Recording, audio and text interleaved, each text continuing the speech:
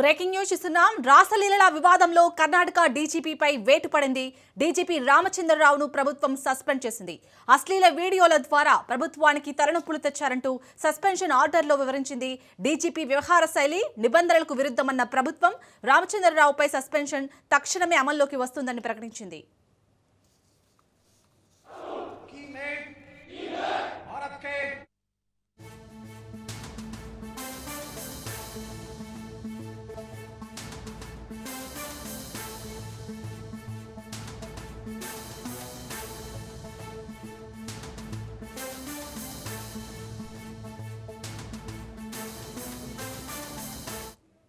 Karnataka DGP రాసలీలు వీడియోలు బహిర్గతం కావడం దుమారం రేపింది. డీసీఆర్ఈ డీజీపీ రామచంద్రరావు శృంగార చేష్టల వీడియోలు సోషల్ మీడియాలో హల్చల్ చేశాయి. దీంతో ప్రభుత్వం డీజీపీపై వేటు వేసింది. డీజీపీ రామచంద్రరావుని ప్రభుత్వం సస్పెండ్ చేసింది. ప్రభుత్వానికి చెప్పకుండా హెడ్ క్వార్టర్స్ విడిచి వెళ్లకూడదని ఉత్తర్వుల్లో తెలిపింది. అశ్లీల వీడియోలు బయటకు రాగానే డీజీపీ హోంమంత్రి దగ్గరికి వెళ్లారు.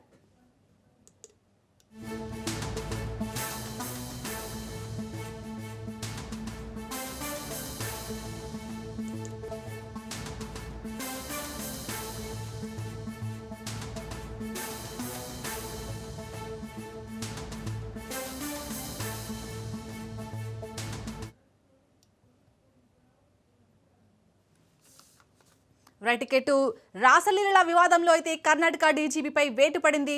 డీజీపీ రామచంద్రరావును అయితే ప్రభుత్వం సస్పెండ్ చేసింది. దీనికి సంబంధించి పూర్తి డీటెయిల్స్ ని మా ప్రతినిధి ప్రవీణ్ అందిస్తారు. ప్రవీణ్, అయితే కర్ణాటక పోలీస్ విభాగంలో సంచలనంగా మారిన చోటు చేసుకుంది. డీజీపీ ర్యాంక్ అధికారి రామచంద్రరావు పైన ప్రభుత్వం వేటు కూడా వేసింది. అయితే వ్యక్తిగత జీవితానికి సంబంధించినటువంటి రాసలీలల వీడియోలు బయటకు రావడంతో ఆయన సస్పెండ్ చేస్తూ కర్ణాటక ప్రభుత్వం కీలక నిర్ణయం కూడా తీసుకుంది. సర్వీస్ రూల్స్ 3(1)A ప్రకారం నిబంధనలకు విరుద్ధంగా ప్రవర్తించారంటూ పేర్కొంటూ రామచంద్రరావును సస్పెన్షన్ గుర్తు చేశారు.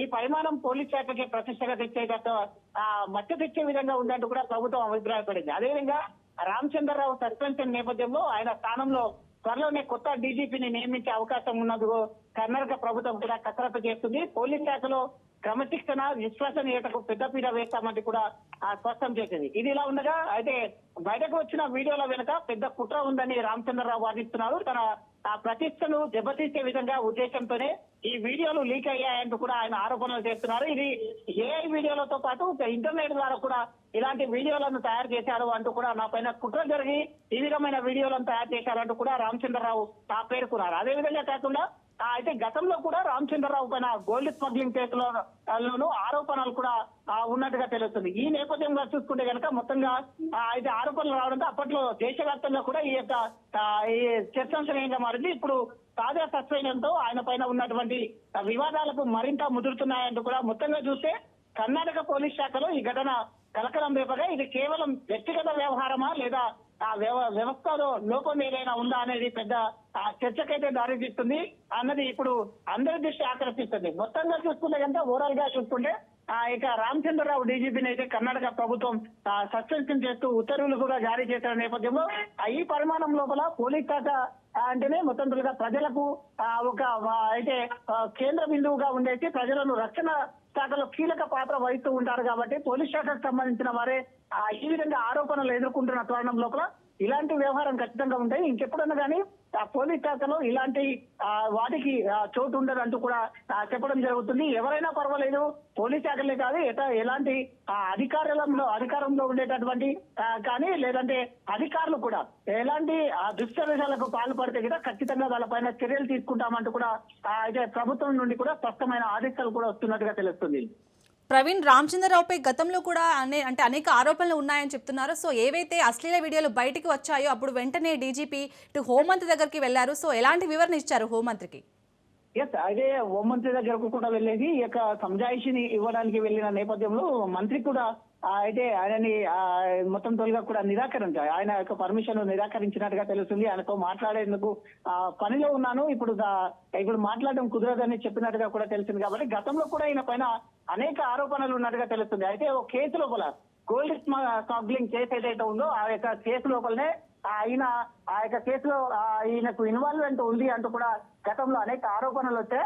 ఈ ఆరోపణల నేపథ్యంలో అప్పుడు కూడా కర్ణాటక ప్రభుత్వంలో కీలక మలుపులు కూడా తిరిగాయి, రాజకీయంగా కూడా దుమారం రేపింది. ఈ నేపథ్యం చూసుకుంటే కనుక అయితే ఎప్పుడు కూడా ఇతని సర్వీస్ లో కూడా ఇలాంటివి 2-3 మొత్తం కూడా విమర్శలు కూడా ఉన్నాయంటూ కూడా తెలుస్తుంది. కాబట్టి దీనిపైనే తాజాగా ఇప్పుడు వచ్చినటువంటి ఏదైతే వీడియోస్ ఇటు సోషల్ మీడియాలో వైరల్ కావడం మొత్తం చూసుకుంటే కనుక దీనిపైన కూడా అయితే ప్రభుత్వం సీరియస్ గా ఉన్నట్టుగా తెలుస్తుంది. దానిపైన ఖచ్చితంగా కఠిన నిర్ణయాలు ఉంటాయంటూ కూడా హెచ్చరికలు జారీ చేసింది. అయితే పోలీస్ శాఖ అంటే ప్రజలకు ఒక అనువుగా ఉండాలి, ఆ పోలీస్ శాఖ నమ్మకంతో ఉండాలి, ఇలాంటి వాటికి దూరంగా ఉండాలి అంటూ కూడా పోలీస్ శాఖలో ఎటువంటి చర్యలు ఎవరైనా పాల్పడితే కూడా ఖచ్చితంగా ఇలాంటి చర్యలే ఉంటాయంటూ కూడా చెప్తూ ఉన్నటువంటి పరిస్థితులను చూస్తున్నాం. ప్రభుత్వం దీనిపైన స్పందించింది, సీఎం కూడా దీనిపైన స్పందించారు. కాబట్టి మొత్తంగా చూసుకుంటే కనుక దీనిపైన ఉన్నటువంటి ఏవైతే ఈ యొక్క డిఎస్పీ రామచంద్రుడి పైన ఉన్నటువంటి రామచంద్రరావు పైన ఉన్నటువంటి ఏవైతే అలిగేషన్స్ ఉన్నాయో వాటిని క్షుణ్ణంగా పరిశీలిస్తున్నారు. దానిపైన ఎంక్వైరీ కూడా నడుస్తుంది. ఆ ఉన్నతాధికారులతోనే మొత్తం ఒక టీమ్ ని ఏర్పాటు చేసి దీనికి సంబంధించినటువంటి దానిలో ఎంతవరకు నిజం ఉంది అనేది కూడా ఆ ఎంక్వైరీ నడుస్తుంది. అయితే ఈ యొక్క వీడియోలన్నీ చూసుకునే కనుక అతను చెప్పే వర్షన్ చూసుకునే కనుక ఈ యొక్క వీడియోలు అన్నిటి కూడా ఫేక్ కు సంబంధించిన ఫేక్ వీడియోలు, దీన్ని ఎవరో క్రియేట్ చేశారు, రాజకీయ కుట్ర జరుగుతుంది నా పైన, నేనంటే గిట్టని వాళ్ళే ఈ విధంగా చేశారు అంటూ కూడా చెప్తున్నారు. కాబట్టి దీనిపైన నిర్ధారణలు అయితే ఇంకా తెలియాల్సి ఉంది. ప్రవీణ్, అలాగే ఇటు రామచంద్రరావు వ్యవహార శైలిపై మిగిలిన పోలీస్ అధికారులు ఏం చెప్తున్నారు, అక్కడ పనిచేసే అధికారులు? ఎస్, అయితే ఇప్పటికే మొత్తం డీజీపీ స్థాయి లెవెల్లో ఉన్న వ్యక్తి అందరికి పోలీస్ అధికారి కింది స్థాయి అధికారులను కూడా నడిపించే స్థాయి అధికారి. కాబట్టి ఇతని వ్యవహార శైలి పైన కొంతమంది పోలీస్ శాఖలో కూడా తీవ్ర విమర్శలు రావడం, ఇటు ప్రజల్లో కూడా తీవ్ర విమర్శలు రావడం, ఇటు ప్రభుత్వానికి కూడా మాయని మచ్చలా ఏర్పడుతుంది. కాబట్టి ఖచ్చితంగా దీన్ని నివారించేందుకు పోలీస్ శాఖతో పాటు ఇటు పోలీస్ అధికారులతో పాటు ఇటు రాజకీయంగా కూడా ఈయన పైన చర్యలు తీసుకునేందుకు అన్ని ఏర్పాటు ప్రభుత్వం ఖచ్చితంగా ఇలాంటి చర్యలు తీసుకుంటేనే నెక్స్ట్ ఎవరైతే ప్రతిపక్షాలు ఉంటాయో ప్రతిపక్షాలకు కూడా ఖచ్చితమైన ఒక నిర్ణయాన్ని సందేశాన్ని పంపిన వారైతాము. ప్రజల్లో కూడా ఇటువంటి దుశ్చర్యలకు పాల్పడే వాళ్ళు కానీ అక్రమాలకు పాల్పడే వాళ్ళు కానీ ఇలాంటి ప్రోత్సహించదు అంటూ కూడా ఒక మెసేజ్ ఇవ్వాలనే ఉద్దేశంతోనే ప్రభుత్వం కూడా దీనిపైన కఠినంగా ఉందని కూడా తెలుస్తుంది. దీనిపైన కఠిన నిర్ణయాలు కూడా ఉంటాయి అంటూ కూడా తెలుస్తుంది. ఇదే విధంగా ఏ అధికారి అయినా పర్వాలేదు, అధికారంలో ఉన్నాం కదా అని ఇలాంటివి చేస్తే మాత్రం ఖచ్చితంగా చర్యలు ఉంటాయంటూ కూడా ఒక మెసేజ్ ని కూడా పాస్ చేస్తున్నట్టుగా తెలుస్తుంది. కాబట్టి ఈ యొక్క విషయం పైన అయితే పోలీస్ శాఖతో పాటు ఇటు ప్రభుత్వం కూడా వేరే సీరియస్ గా ఉన్నట్టుగా తెలుస్తుంది. హోంశాఖ కూడా ఇప్పటికే సీరియస్ గా ఉన్నట్టు తెలుస్తుంది. కాబట్టి వెంటనే ఈయనని సస్పెండ్ చేసిన తర్వాత కొత్త డీజీపీని నియమించేందుకు కూడా కసరత్తు కూడా ప్రారంభించినట్టుగా తెలుస్తుంది. కాబట్టి డీజీపీ స్థాయి అధికారి ఈ విధంగా చేయడం పట్ల పోలీస్ శాఖలో తీవ్ర ఆందోళన అయితే నెలకొంది అని తెలుస్తుంది. అందరికి కూడా పోలీస్ శాఖ అంటే నమ్మకం ఏర్పడే విధంగా నిర్ణయాలు తీసుకోబోతున్నట్టుగా కూడా తెలుస్తుంది. అలాగే ప్రవీణ్, ఇప్పుడు ఎవరైతే అధికారాన్ని అండగా చేసుకొని ఎవరైతే ఇలాంటి వికృత చేష్టలకు పాల్పడుతున్నారో వారందరికీ ఇప్పుడు ఈ రామచంద్ర సస్పెన్షన్ అనేది ఒక హెచ్చరిక అనుకోవచ్చా?